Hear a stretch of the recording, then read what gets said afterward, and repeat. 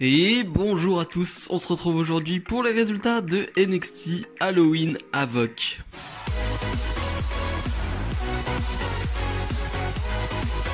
On débute ce show avec Damian Priest, le champion nord-américain, qui défend son titre face à Johnny Gargano, une revanche du dernier NXT TakeOver.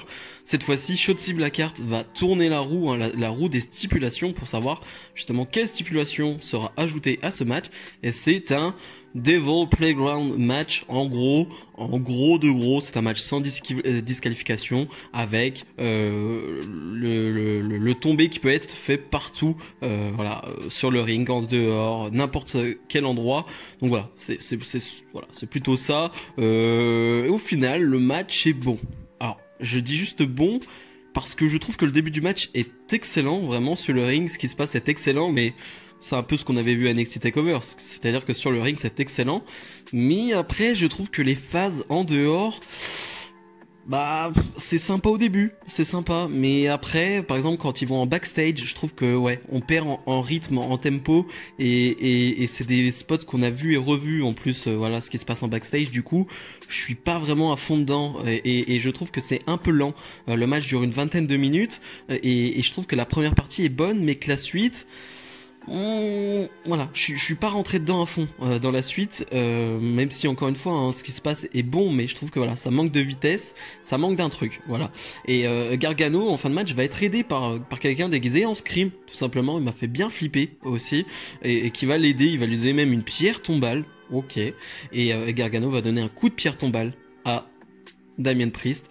Damian Priest qui va tomber de haut de 5-6 mètres, quelque chose comme ça.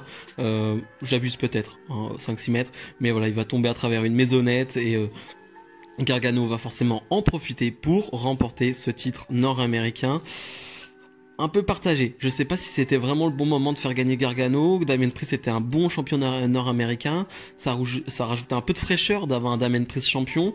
Donc je sais pas trop quoi en penser, je sais pas. Gargano qui est le premier à être 2 fois champion nord-américain, mais ouais, je sais pas si c'était le bon timing, je sais pas si c'était vraiment nécessaire pour Gargano d'avoir ce titre. Donc je suis plutôt partagé sur ce résultat et sur ce match. Pat McAfee est sur le ring et il est en compagnie des nouveaux champions par équipe, Oney Lorcan et Danny Burch.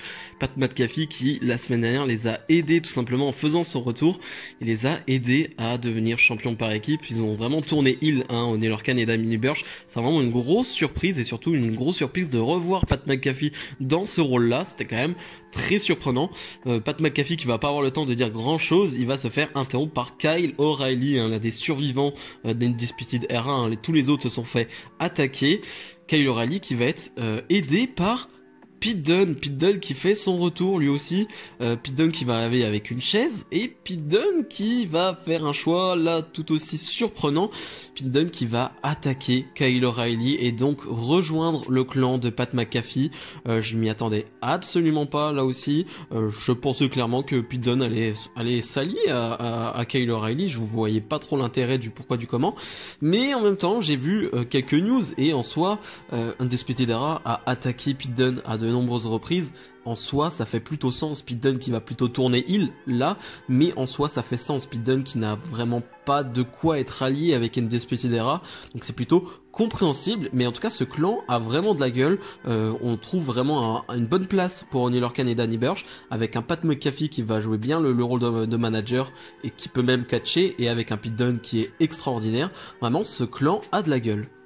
Première partie du match entre guillemets entre Dexter Lumis et Cameron Grimes, ce match de la maison de l'horreur, Donc la première partie qui m'a vraiment plu, vraiment énormément plu. Cameron Grimes est excellent dès qu'il faut faire de la comédie, et Dexter Lumis est juste très flippant. Le tout combiné, ça donne quelque chose de des fois très kitsch, des fois très marrant, des fois assez flippant aussi, parce que je parle de kitsch, mais dans l'ensemble c'est plutôt bien réalisé, je trouve, par rapport à certaines fois. Je pense à certains matchs avec Bray Wyatt, alors l'ancien Bray Wyatt, où il y a eu de ce genre de segments, de matchs. Je trouvais pas ça terrible et pas ça très bien fait. Je pense surtout à un match face à Randy Orton dans cette maison. Là pour le coup je trouve qu'il y a quelques effets spéciaux, les maquillages, les sortes de zombies sont plutôt bien faits. J'ai trouvé ça plutôt réaliste entre guillemets. et c'était bien réalisé, avec une bonne musique derrière, une bonne bande son. Donc j'ai trouvé ça pas mal. La première partie est très intéressante, avec, comme je le dis, un Cameron Grimes qui est parfait. Vraiment, la caméra est sur Cameron Grimes pendant tout le segment, et Cameron Grimes est excellent, vraiment est excellent. Et le segment va se finir avec Cameron Grimes qui va courir, qui va vraiment s'en aller de cet endroit. Donc on verra bien la suite. Jake Atlas face au champion Cruiserweight Santos Escobar. Santos Escobar qui va rendre un petit hommage à Rey Mysterio avec sa tenue en référence à Halloween Havoc qu'avait Rey Mysterio, cette tenue violette très particulière qui forcément nous a tous marqué. Personnellement, j'étais pas forcément né quand il l'avait, mais voilà, on l'a tous vu cette tenue et elle est très marquante. Donc petit hommage de Santos Escobar, et c'est presque tout ce qu'il y a à retenir de ce match, j'ai envie de dire, parce que ça va être très court et j'aime pas trop le fait quand 3-4 minutes, Jake Atlas arrive à porter son finish sur le champion Cruiserweight qui est Santos Escobar, et voilà, Santos Escobar qui va pas perdre parce que ses compagnons vont l'aider à mettre le pied sur la corde, mais j'aime pas trop cette idée qu'en 2 minutes, il arrive quand même à se prendre un finish de Jake Atlas. Ça, j'aime pas trop. Santos Escobar qui va l'emporter suite à une intervention encore une fois de ses compagnons, mais voilà, j'aime pas trop cette idée de base de faire prendre un finish par ton champion. Rhea Ripley face à Raquel Gonzalez, un match que j'attendais beaucoup parce que voilà, ça fait des semaines qu'elles se tournent autour et à chaque fois leurs interactions sont bonnes, et je me dis que le match ne pouvait qu'être bon. Et franchement, il a été excellent, vraiment excellent. Je m'attendais même pas à ce niveau-là, vraiment. Je m'attendais à un bon match, mais là j'ai trouvé ce truc excellent. Les deux se sont vraiment frappé, mais très très fort, et c'est ce que j'ai aimé, c'est-à-dire que on peut considérer Rhea Ripley et Raquel Gonzalez comme deux big girls du côté de la WWE, et de voir deux big girls frapper aussi fort, se donner autant, de mettre autant d'intensité dans un match, ça fait plaisir, ça fait juste plaisir. Tu sens que même elles ont pris énormément de plaisir, parce que quand tu sors un match comme ça où il n'y a pas de fausses notes, où tout est fluide, tout se passe bien, le public, en tout cas les réactions des fans sur Twitter, voilà, c'est unanime. C'était vraiment un super match, et vraiment c'est un match que je vous conseille si vous ne l'avez pas vu, parce que c'est tout ce qu'on aime. C'est-à-dire, en tout cas, c'est tout ce que j'aime.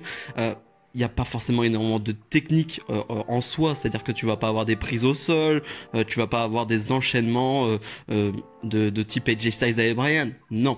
Par contre, tu vas avoir de l'intensité, tu vas avoir beaucoup de dynamisme, et pour deux big girls comme ça, c'est quand même très très rare et très impressionnant.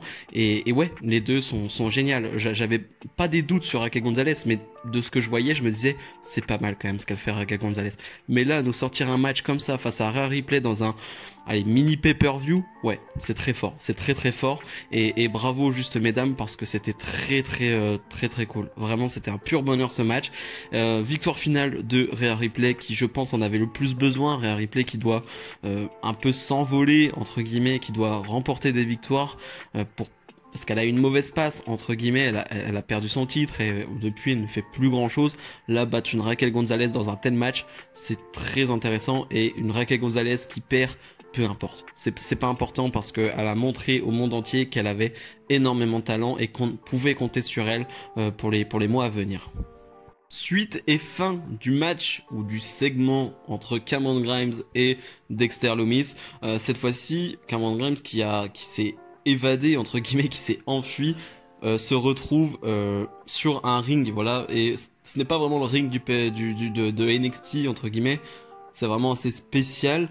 Il va y avoir des zombies, tout simplement. Il y aura des zombies tout autour. Il va se faire attaquer par des zombies en ambiance très bizarre avec de la fumée, et ça va pas être très long. Cette deuxième partie, c'est plus une conclusion tout court en fait. C'est pas vraiment une deuxième partie.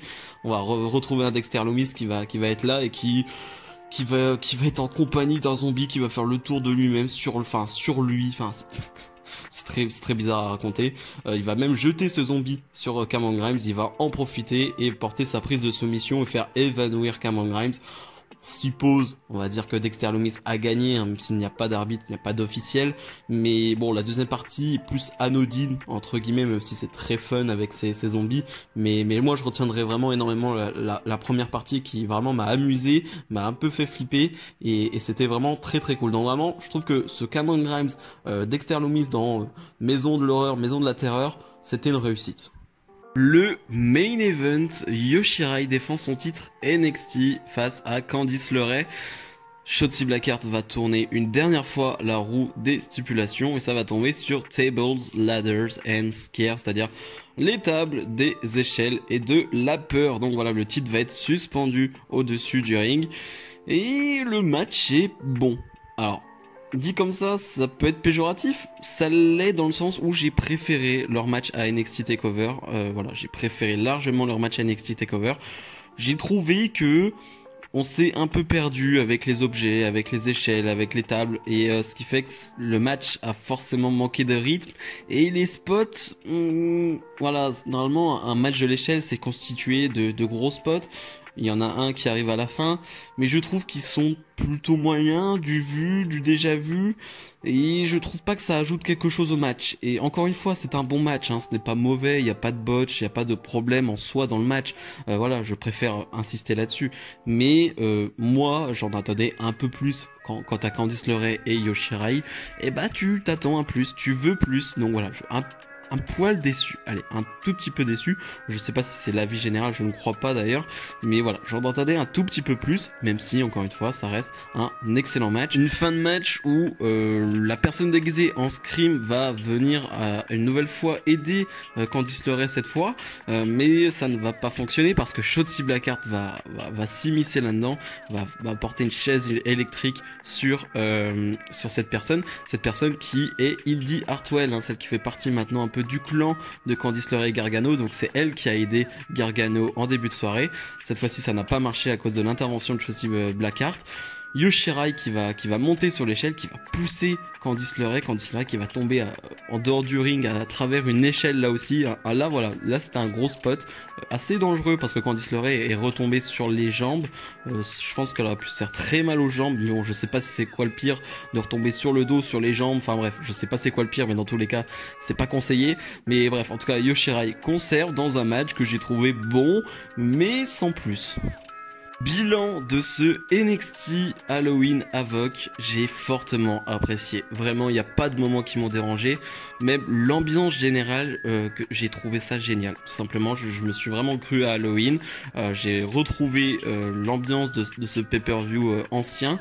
Et ouais. C'était un pur régal, un pur plaisir, avec d'excellents matchs, avec un décor qui a été travaillé, et ça j'aime beaucoup du côté de NXT, on travaille les décors à l'ancienne, comme pour le pay-per-view In Your House avec la petite maison, ouais c'est pas grand chose, mais ça rajoute un truc, c'est ce que je reproche un peu plus du côté de Raw, SmackDown, enfin en tout cas du roster principal de la WWE, sur les pay-per-view je trouve que les décors sont pas travaillés, du côté de NXT on travaille ça, et ça rend tout de suite mieux, ça te timise tout de suite dans le pay-per-view, et je trouve que c'est excellent.